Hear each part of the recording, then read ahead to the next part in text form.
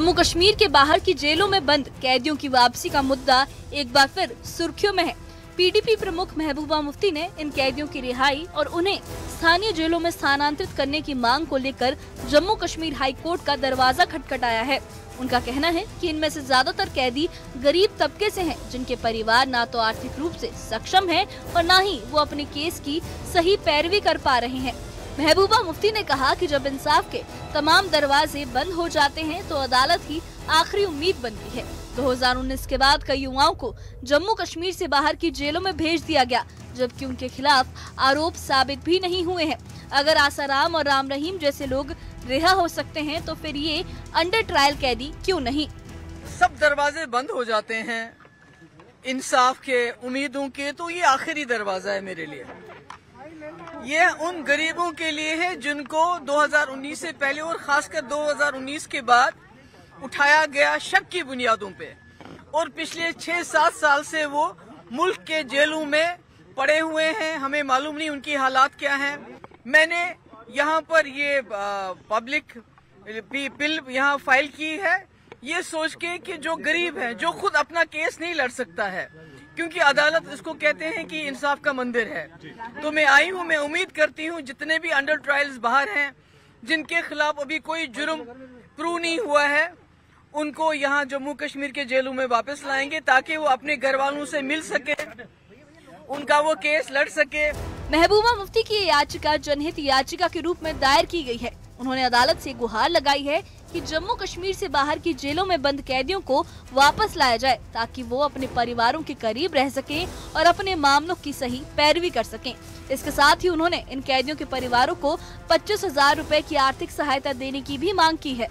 इस मुद्दे पर मुख्यमंत्री उमर अब्दुल्ला ने भी प्रतिक्रिया दी है। उन्होंने साफ कहा है कि जब तक अदालत का फैसला नहीं आता तब तक सरकार कोई कदम नहीं उठा सकती।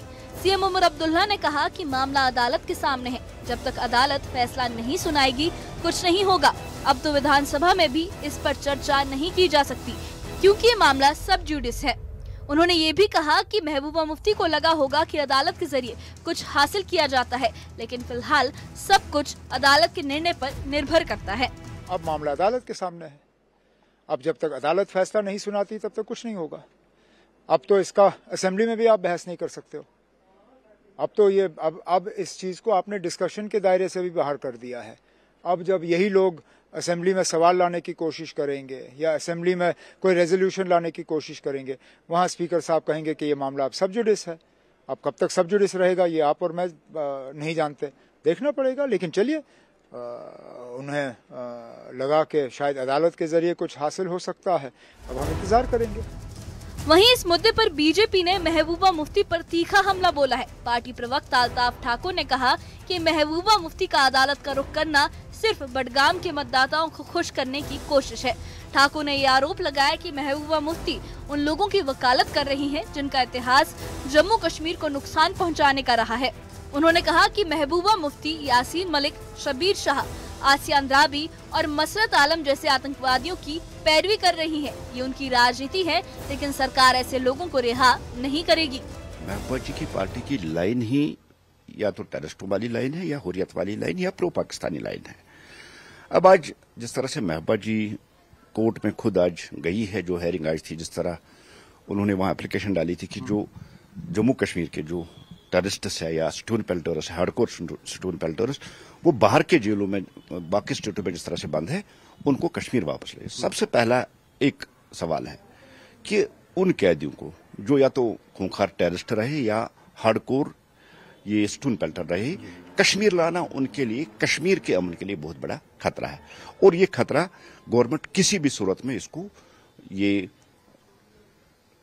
यहां लाने की, उन खतरा लेने का जिम्मा नहीं लेगी। ये सबसे पहला क्वेश्चन। और दूसरा क्वेश्चन है, महबूबा जी खुद जानती है ऐसा पॉसिबल नहीं है, मुमकिन नहीं है। इसलिए जो आज बडगाम का इलेक्शन चल रहा है, बडगाम के इलेक्शन में लोगों को धोखा देने के लिए ये एक पब्लिसिटी स्टंट है महबूबा जी का, क्योंकि पता है उनको कि उनकी हालत तो बहुत पतली है, तो उस हालत को ठीक ठाक करने के लिए एक वो संपैथी गेन करना चाहती है बडगाम कॉन्स्टिट्यूंसी। देखिए, मैं गवर्नमेंट ऑफ इंडिया से कहती हूं कि कैदी को वापस लाओ, उन्होंने लाया नहीं, अब में कोर्ट चली गई है।